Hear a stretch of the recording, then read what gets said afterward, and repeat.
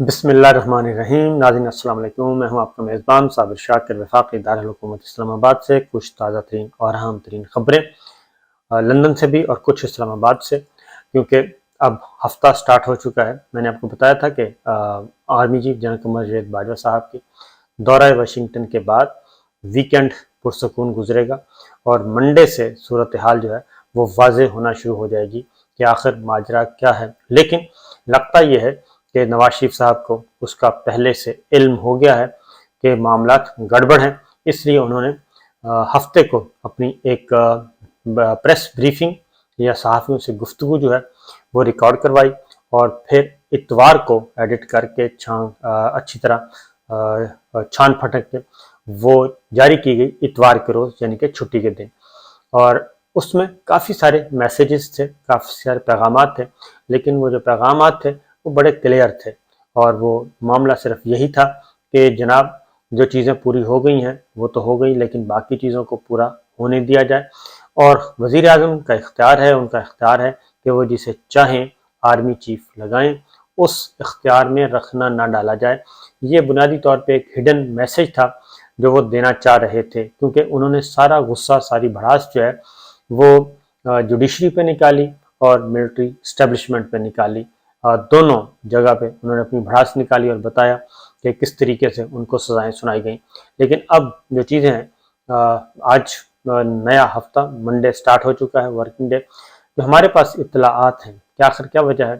کہ نواز شریف صاحب کو مریم بی بی کو ساتھ بٹھا کے یہ گفتگو کرنا پڑی اور اتنی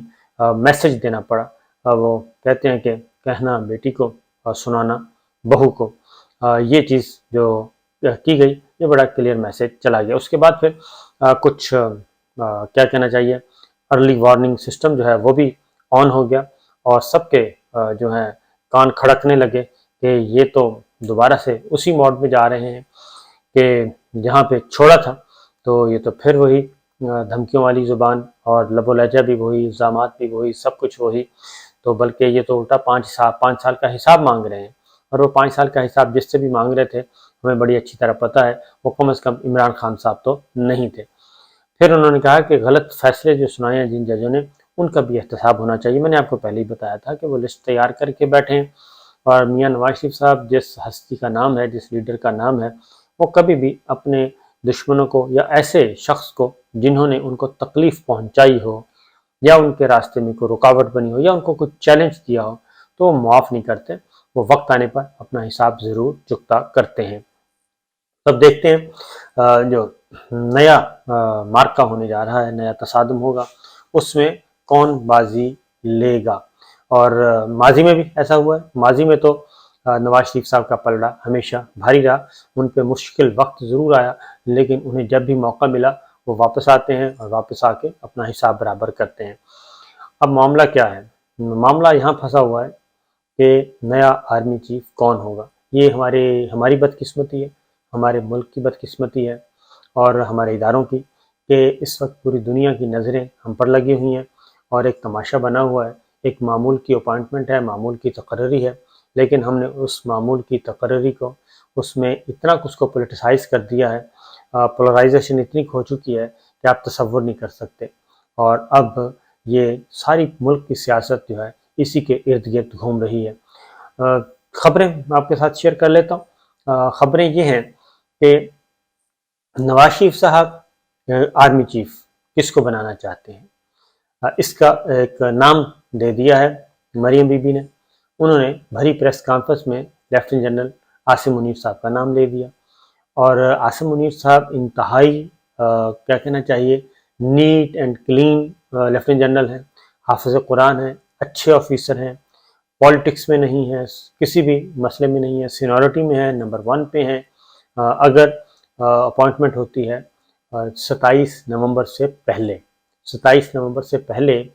ہوتی ہے تو وہ نمبر 1 پہ ہیں، تو ان کا نام سمری میں آ سکتا ہے۔ لیکن اس میں ایک قانونی ہچ ہے،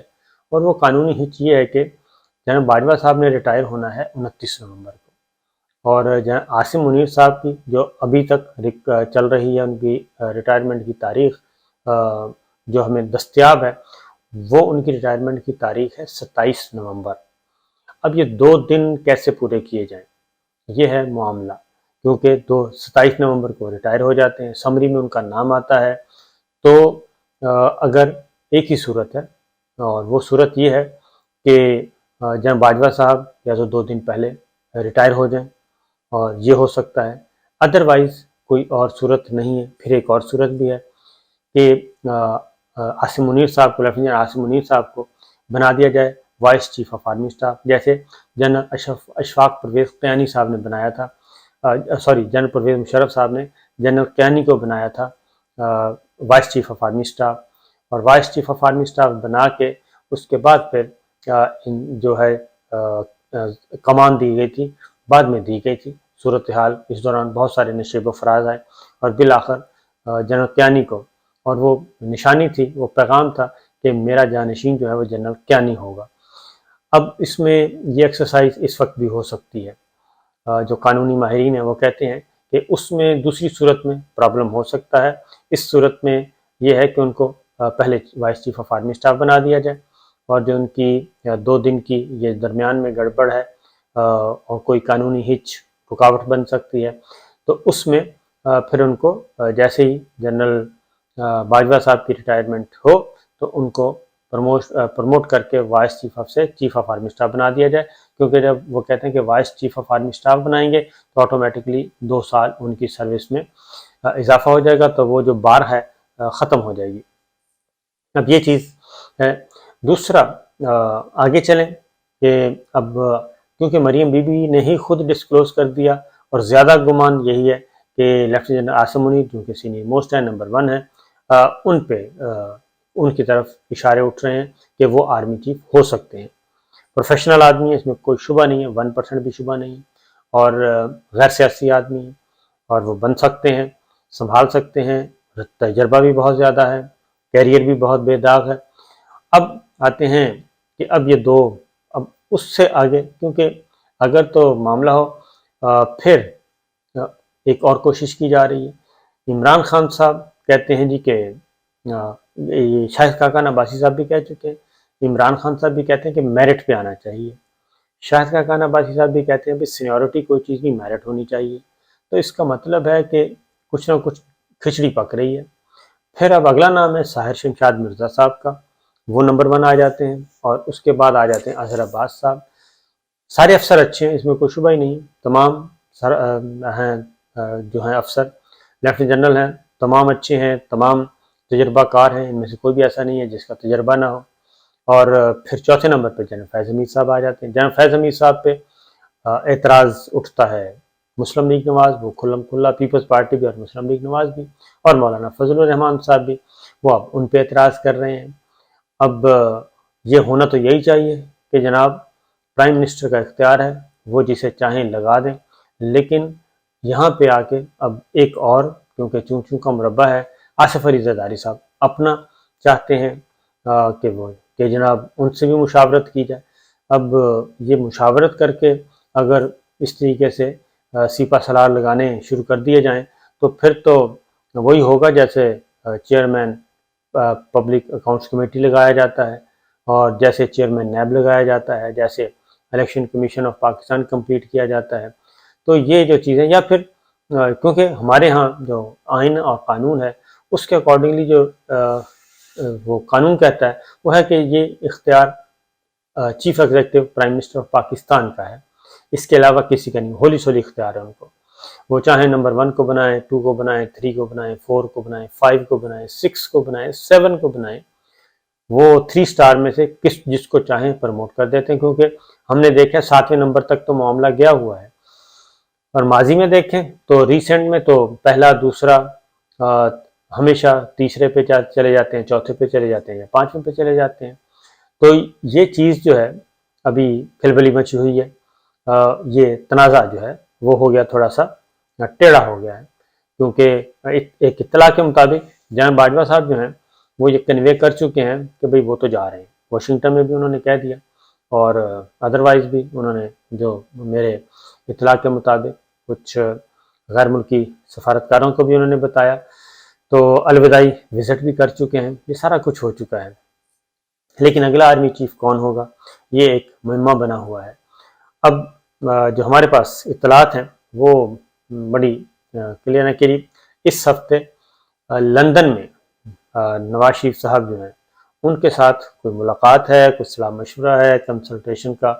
ایک سیشن ہے 2-3 دنوں میں، لیکن میں ذرا تھوڑا سا اس کو ٹائم کو مزید بڑھا رہا ہوں کہ دس ویک، یہ جو آج سے 7 دن کے اندر اندر نئے آرمی چیف کے بارے میں معاملات جو ہیں وہ کسی نتیجے پہ پہنچ جائیں گے۔ اس میں اب ظاہر ہے چون کا مربع جب اکٹھا ہوا ہے تو پھر مسلم لیگ نواز، پیپلز پارٹی، مولانا فضل الرحمان صاحب، یہ 3 تو مین سٹیک ہولڈر ہیں۔ اب عمران خان صاحب جو ہیں وہ بھی سٹیک ہولڈرز میں شامل ہیں، کیونکہ ان کو ایک بہت بڑی پاکستان کے عوام کی حمایت حاصل ہے، اور وہ بھی اب کھل کر بول رہے ہیں، لیکن وہ خاموش ہیں، وہ دیکھ رہے ہیں کہ ہوتا کیا ہے، اسی لیے وہ لانگ مارچ کی، دھرنے کی کال نہیں دے رہے۔ تو جناب یہ تو کنفرم خبر ہے میرے پاس کہ اس ہفتے میاں شہباز شریف صاحب یہ آپس میں کوئی معاملات ڈسکس کریں گے، کیونکہ پرائم منسٹر شہباز شریف صاحب جو ہیں وہ ان کی کوئی اپنی الگ سوچ ہے، جنرل باجوہ صاحب یا جی ایچ کیو ان کی اپنی سوچ ہے، نواز شریف صاحب کی اپنی سوچ ہے، تو یہ مختلف سوچوں میں یہ جو تقرری ہے وہ پھنسی ہوئی ہے، جس سے نقصان ہو رہا ہے اور کیوس پھیلا ہوا ہے، پتہ نہیں کیا ہوگا کیا نہیں ہوگا۔ تو میرا خیال ہے کہ یہ اس پہ اگر کوئی لیجسلیشن کرنی ہے تو وہ بھی ہو سکتی ہے، قانون سازی بھی ہو سکتی ہے، تو اس میں لیکن مختلف آوازیں اٹھ رہی ہیں۔ تو ہمارے پاس جو معاملہ ہے دیکھتے ہیں کیا ہوتا ہے، لیکن یہ اہم ہفتہ ہے اور اس میں دیکھا جائے گا کہ ہونا کیا ہے۔ اس ایک جو اس کی بیڈ امپیکٹ ہے اس میں یہ ہے کہ اس سے تلخیاں بڑھ گئی ہیں، اور ہماری جو مسلح افواج ہیں ان کو نقصان ہو رہا ہے، بہت زیادہ نقصان ہو رہا ہے، ان کو نقصان ہو رہا ہے تو پاکستان کو نقصان ہو رہا ہے یقیناً، کیونکہ یہ ہوتا نہیں ہے انڈیا میں بڑا کلیئر ہے۔ یا پھر اپنا قانون بدل لیں، انڈیا کی طرح طرز کا کر دیں، جیسے امریکہ ہے وہ لے آئیں، باقاعدہ طور پہ پارلیمان کی کمیٹی ہے، وہاں پہ جا کے کوشچن آنسر ہوتا ہے، وہاں پہ جا کے جو بھی لگانا ہے اس کو مطمئن کرنا ہوتا ہے، پارلیمان کو اپنے ویژن کا بتانا ہوتا ہے کہ ان کا ویژن کیا ہے، وہ کیا پالیسی رکھتے ہیں، کرائسس سے کیسے نکلیں گے، کیا کرنا ہوگا، امریکہ کو آگے کیسے لے کے جانا ہے، یہ ان سے سوالات کیے جاتے ہیں۔ اور دوسرا ہے ہمارے پاس انڈیا کی مثال ہے، انڈیا میں بھی ایک کمیٹی جو ہے وہ آرمی چیف کو اپوائنٹ کرتی ہے، وہ کسی ہولی سولی اختیار کسی کا نہیں ہوتا، پرائم منسٹر کا ثوابدیدی اختیار ہرگز نہیں ہے انڈیا میں۔ اس میں کمیٹی جو ہے وہ وزیر دفاع کی سربراہی میں ہوتی ہے، وزیر دفاع کی سربراہی میں ہوتی ہے، اس میں سیکرٹری ڈیفنس ہوتے ہیں، پلس جو مسلح افواج کے چیفز ہیں وہ ہوتے ہیں، یہ پوری کی پوری ایک ہوتی ہے، وہاں پہ نام آتا ہے، پھر ڈسکس کیا جاتا ہے، اور پھر جس نام پہ اتفاق ہو وہ کمیٹی جس نام کو ریکمینڈ کرے اس کو پھر پرائم منسٹر اپروول دیتے ہیں۔ یہ وہاں کی پالیسی ہے، وہاں کا طریقہ کار ہے، یا تو پھر ہم قانون بدل لیں، لیکن دیکھتے ہیں کیونکہ ڈیڈ لاک ہوا ہے، ڈیڈ لاک ہے، اور ہماری اطلاع کے مطابق ہو سکتا ہے کہ اس ہفتے یہ ڈیڈ لاک ختم کرنے کی کوشش کی جائے، اور اگر ڈیڈ لاک ختم ہو جاتا ہے تو پھر سمری کا مرحلہ شروع ہوگا۔ اس طریقے سے اکتوبر کا ایک اور ہفتہ جو ہے وہ گزر جائے گا اسی معاملے میں، اور چیزیں آگے بڑھتی جائیں گی، اور عمران خان صاحب کیوں دھرنے کی کال نہیں دے رہے، یہ انشاءاللہ میں اگلی ویڈیو میں آپ سے شیئر کروں گا۔ اجازت دیجیے، اللہ حافظ۔